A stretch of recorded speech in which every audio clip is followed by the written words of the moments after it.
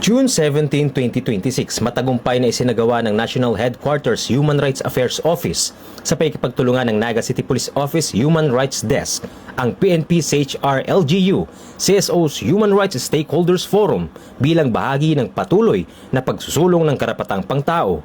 Binuksan ang programa ni Police Colonel Rizaldi L. Caballero, Acting City Director ng Naga City Police Office, habang nagbigay naman ng mensahe sina Attorney Arlene Q. Ulangco, Regional Director ng CHR Region 5 bilang panauhing pangdangal, at Police Colonel Juris A. Cantoria, Assistant Chief ng HRAW. Tampok sa forum ang mga talakayan hinggil sa Executive Order No. 70 at NTF-ELCAC, Barangay Human Rights Action Center at mga hakbang ng PNP sa pagpapatupad ng Human Rights Development Program. Nagsilbi ang aktibidad bilang mahalagang plataporma upang palalimin ang kaalaman, palakasin ang koordinasyon at higit pang pagtibayin ang ugnayan ng PNP, CHR, LGU, CSOs at iba pang stakeholders tungo sa mas epektibong pangangalaga at pagtataguyod ng karapatang pangtao sa komunidad.